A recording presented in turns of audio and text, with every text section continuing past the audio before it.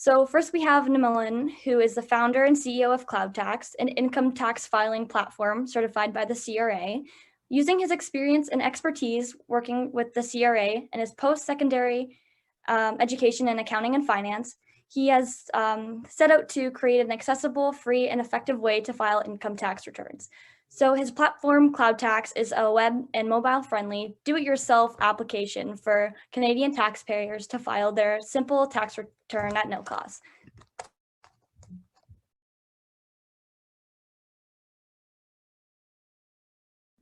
All right, thank you so much. Thanks a lot for having me here today, and really appreciate putting out a great event today, and especially during the tax time. And it's definitely a thing, a lot of people can get your questions answered, and I'm going to keep it very interactive, and please feel free to put your questions in the chat so that we could get them answered. Again, so I'm just going to give you a little background on CloudTax. So CloudTax was started with the mission to help people file the taxes in a very simple and easy way. So I used to prepare taxes for a lot of people, and often I end up spending about an hour or two.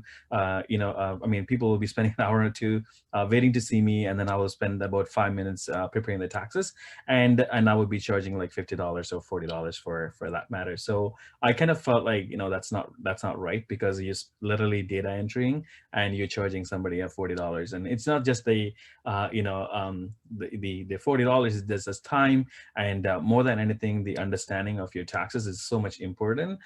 So that's when I decided to build an application where do-it-yourself application where it's simple enough, interactive, and if you have any questions, then we have the tax professionals to answer any questions. So it's going to give the assurance on how the you're not alone by yourself, so you always have a support to kind of like lean back on. So that's kind of like a little bit of glimpse about CloudTax. So I'm gonna just do a quick demo on CloudTax, so just for you guys to see it. So let me just do a quick screen share here. And before I start, I think I just want to start with a giveaway from our side from CloudTax. So we're doing $100 Amazon giveaway, Amazon card giveaway. So all you have to do is download the CloudTax app from the App Store. It's absolutely free. You don't have to put any credit card information, nothing like that. Download the app either from the App Store or the Google Play, and then create an account so that we know that you you downloaded it.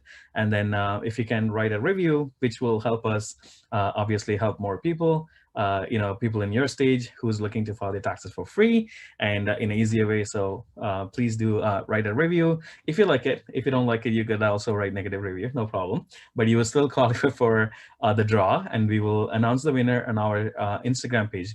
On our Instagram page, we are quite active, and we do a lot of informational section talking about taxes, personal taxes, business taxes, tips, and even just in the general personal finance in general. And we also do collaboration with the other financial influencers as well. So if you want to just follow us on the CloudTax Instagram, and that's where we will be announcing the winner. And I think you guys will get an email from the team here as well. So let's jump into the taxes. So basically, CloudTax is pretty simple and straightforward. So anyone with basic understanding of how to fill out a form, or how to follow a recipe, how to it will be very easy to follow and do it. So I'm just gonna quickly do a demo on how it's done. So once you register, you will come to the screen where you will be able to select your marital status.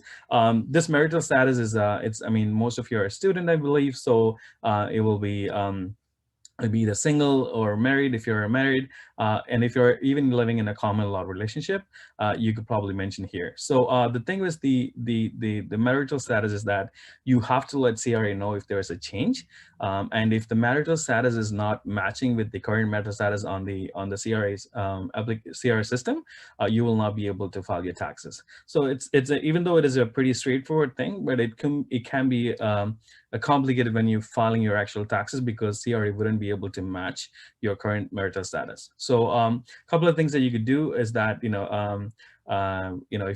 if you change your marital status in the middle of the year, you could also send a marital status change, or you could do that on the CRS My account as well. So that's just to give you an FYI. And if you have any dependents and stuff like that, then you could say yes. And when you say yes, and what happens is that on the navigation, you will get the dependent page added to the return. So after that, you get to choose one of the tiles. So for example, if I selected employee or a student, and CloudTax will suggest you a couple of things. So if you're an employee, then you would have, for example, T4, T4A, T3, and all that stuff. So we'll get into details later, but I'm just gonna do a quick breeze through. So say, for example, I have a T4 slips that I received from my employment. I would put that, and then say, for example, I got, say, serve, and I would want to put it on it will come on a T4A. So I would just select that as well. And in terms of the deductions, you could go through the list and see what's suitable for you, whether it's RSP, or you might have, like, for example, moving expenses. A lot of students probably have moving expenses and annual dues and union dues. If you have, if you're into professional work, then you will be paying a lot of dues as well. So that can go in here. And other than that, like, I mean, sometime, just going through the list will help you kind of like, give you a, like, light bulb, hey, I might have that. So that's, that's something that I could claim. So something like that for same thing for a credit. So, you have a student interest paid on a student loan, which is one of the main one we'll talk about later. And also the T2202, which is very common for students, right? And then we have other expenses like medical, donations, political contributions, and so on and so forth. And once you select that, then you will be able to go to the profile section. This profile, in your profile, you basically would be entering your basic information. This is very straightforward. Doesn't take up any tax knowledge to do it. And then when it's come to, like, for example, questions like this, there would be a tooltip where you could just click on and see, what do they actually mean. And we also have, like, videos on the site. So if you're not sure about certain things, then you should be able to watch one of the videos that's kind of talks about, how to do certain things. So that's pretty handy as well. And let's see here. So this is about your residence. So if you change your provinces between, say, for example, you went to, school in Montreal, and then you move back to Ontario, and say sometime in, say, December. So the CRA wants you to select the December 31st residency status. So basically, if you were living in Toronto, say, for example, in December 31st, then you would be reporting that as an Ontario. So they want to know, because sometimes you might be qualifying, you might be qualified to get some provincial benefit. So if you move that province, then you no longer qualified to get the credits. So the CRA wants to know that, whether you're still in the same province or you move to a different province. So we could talk about the provincial credits later as well. Okay, so and then the rest of them is pretty straightforward in terms of, like, your Canadian citizenship status, and if you're a new immigrant, then you will be filling out this section. This is kind of very common for international students. So if you are one of the international students, then you would want to take a look at this as well. So you're putting your entry date, and again, this should match with your SIN data entry, SIN entry as well, because when you register a SIN, they give you, you put the date of entry, and that will be, again, it has to match that as well. So, and then you would have to report your foreign source of income that you had. Say, for example, you move from, say, India, and in India you were working for, say, part-time. You had X amount of dollars, say $1,000 that you made before you're coming to Canada in that fiscal year. So basically, if you're coming to Canada in, say, February, and then you made, like, $100 of $200 in Canadian dollars equivalent for a month of January, then you would have to put that in this here. Even though you're not going to get taxed on that amount. So especially if you're moving in, you're not going to get taxed in that first year. Whatever you made, you're not paying tax, but this will be used to calculate your basic personal amount, which is we'll come to that in detail. Okay. All right, so that's that, and also here's the CRA's Autofill My option. This is an optional service. If you're filing for the first time, then you may not be able to use it because you may not have a CRA's My account. So this is an easy way. If you already have a CRA's My account, all you have to do is click on Autofill. Right now it's disabled because the tax season is not open yet. So once that is open, then you will be able to go and autofill your taxes. Then you should be able to get all the information populated automatically, and so you don't have to do any data entry. So even if you don't have that option, we also have an option to upload the slip. So basically, you could upload a T4 if you have it.